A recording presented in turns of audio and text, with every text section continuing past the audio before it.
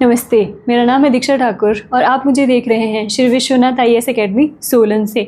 Topic wise modern history की MCQs की जो हमारी सीरीज़ चल रही है, उसी सीरीज़ में ये हमारा नेक्स्ट वीडियो है। तो देखते हैं, शुरू करते हैं। आज के मोस्ट इम्पॉर्टेंट क्वेश्चन जो है वो कौन से रहने वाले हैं, देखते हैं। पहला क्वेश्चन क्या है हमारा, हु लेड द चंपारण सत्याग्रह 1917। जो 1917 का हमारा चंपारण सत्याग्रह है वो उसको किसने लीड किया था, नेतृत्व किसने किया था उसका? सुब्रमण्य भारती, महात्मा गांधी, राजेंद्र प्रसाद जी या JB कृपलानी, किसने जो है वो किया था? पहली बात तो देखते हैं कि ये चंपारण कहाँ पर है। चंपारण इन बिहार का एक डिस्ट्रिक्ट है चंपारण। वहाँ पे क्या हुआ था, एक रिवोल्ट हुआ था, सत्याग्रह हुआ था, जिसको लीड किया था किसने? सही ऑप्शन होगा ऑप्शन बी, महात्मा गांधी जी ने जो है उसको लीड किया था। और जब महात्मा गांधी जी हमारे इंडिया में आए थे 1915 में, उसके बाद इंडिया में जो है वो इनका पहला आंदोलन होता है, कौन सा? चंपारण सत्याग्रह। और ये क्यों होता है? क्योंकि वहाँ पर जो है वो 3 कठिया प्रथा जो है वो थी, जिसको ख़त्म करने के लिए महात्मा गांधी जी को बुलाया गया था। तो महात्मा गांधी जी को किसने बुलाया था? राजकुमार शुक्ला जी ने जो है वो बुलाया था। जो बिहार के किसान थे ये राजकुमार शुक्ला जी, इन्होंने इनवाइट किया था महात्मा गांधी जी को, क्योंकि महात्मा गांधी जी इससे पहले भी साउथ अफ्रीका में आंदोलन कर चुके थे, जिसके बाद उनको पता चला कि ऐसे ऐसे नेता हैं और वो जो है वो आंदोलन भी करते हैं और उनका बहुत प्रभाव भी है।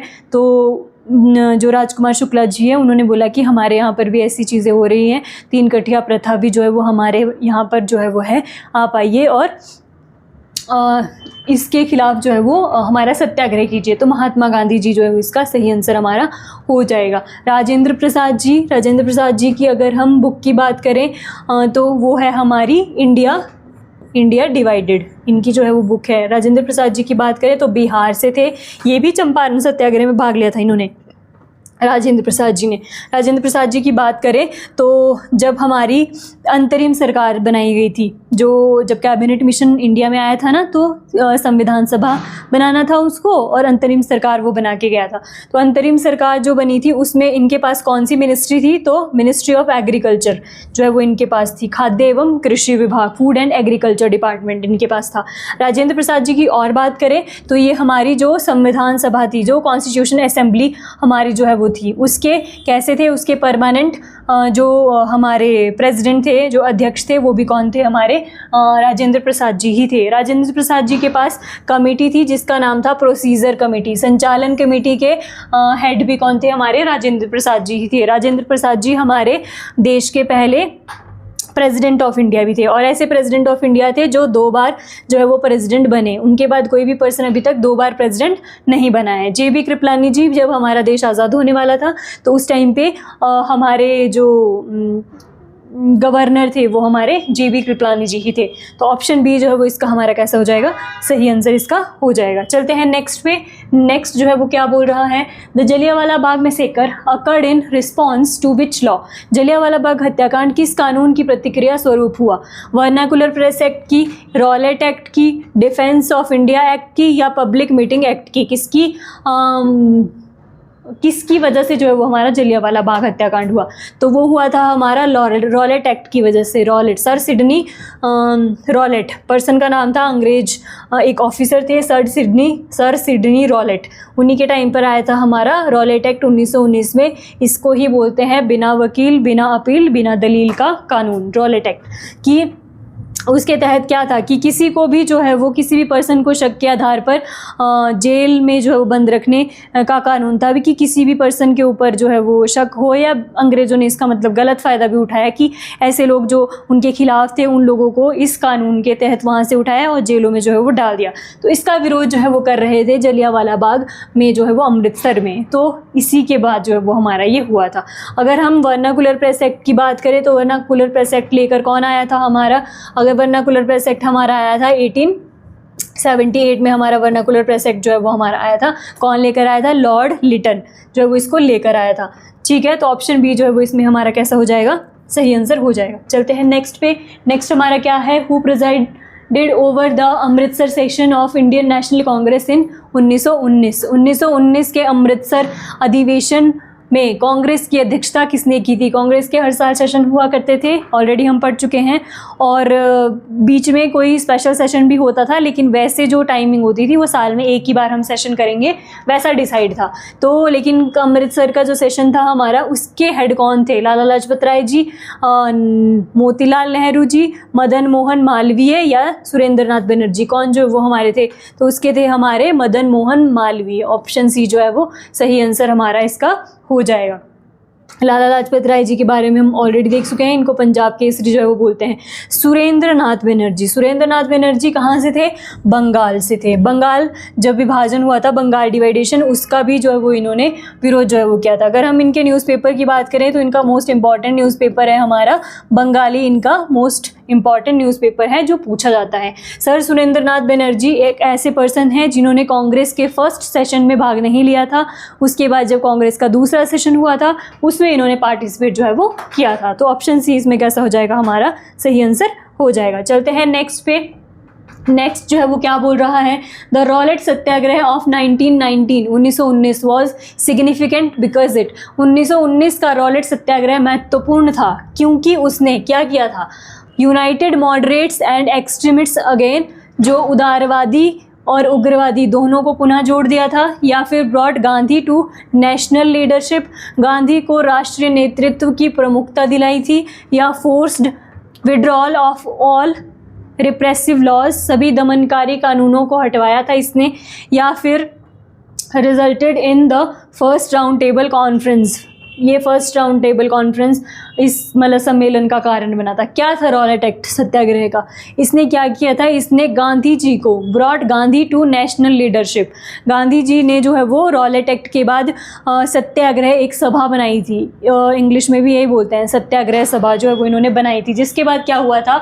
गांधी जी को जो है वो नेशनल लीडर बनाया गया था, मतलब बने थे वो। तो यही इसका जो है वो इम्पॉर्टेंट कंक्लूजन जो है वो निकल कर आता है। तो ऑप्शन बी इसका कैसा होएगा? हमारा सही आंसर हो जाएगा। चलते हैं नेक्स्ट पे। नेक्स्ट जो है वो क्या है?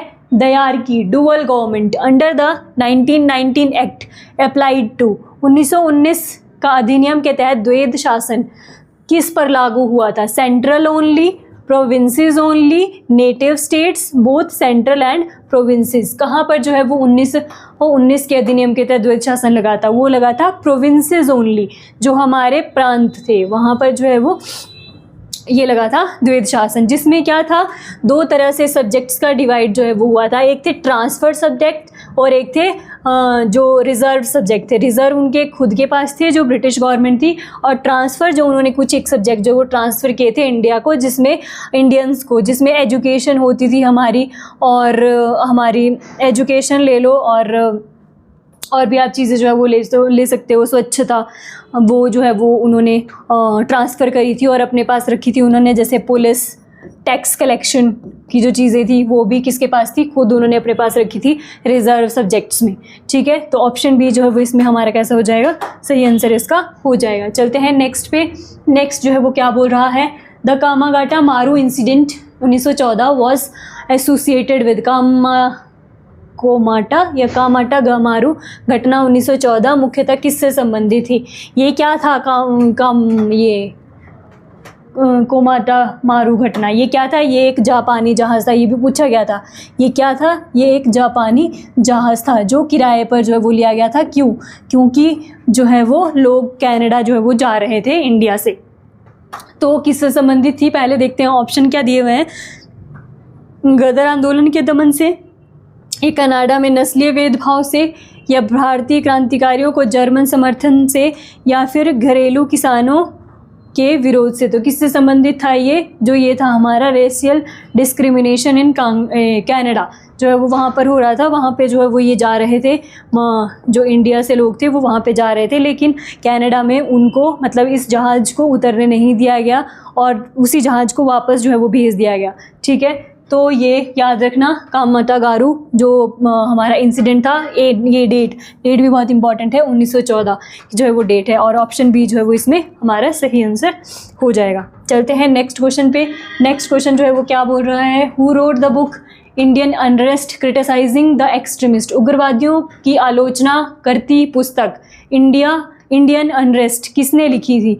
वैलेंटाइन चिरोल ने लिखी थी, एनी बेसेंट जी ने लिखी थी, बीजी तिलक ने लिखी थी, या WC बनर्जी, व्योमेश चंद्र बनर्जी जी ने लिखी थी? तो किसने लिखी थी? ये लिखी थी हमारी वैलेंटाइन चिरोल जी ने जो है वो लिखी थी। इसने किसको बोला था?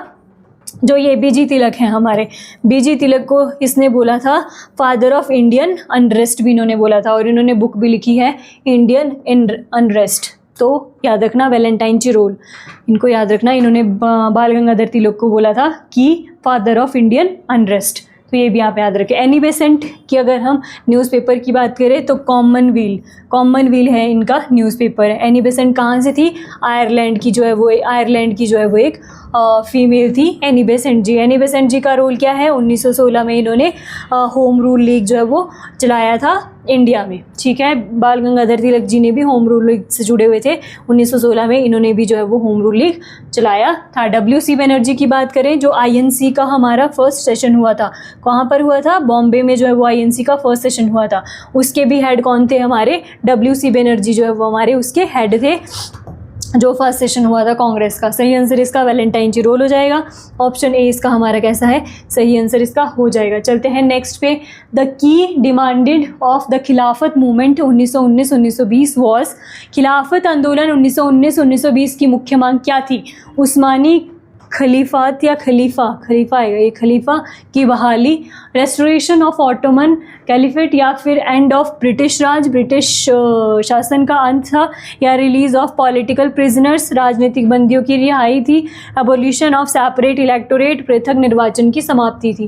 पहली बात तो खिलाफत आंदोलन जो वो हुआ था वो क्या था? उस्मानी खलीफा की बहाली थी। देखो तुर्की के खलीफा होते थे तो उनके राइट्स को अंग्रेज़ों ने छीन लिया था, जिसके कारण जो अनेक मुस्लिम कम्युनिटी थी डिफरेंट कंट्रीज़ में वो विद्रोह कर रही थी कि जो तुर्की के खलीफा हैं उनको उनके राइट्स वापस जो है वो दिए जाएं।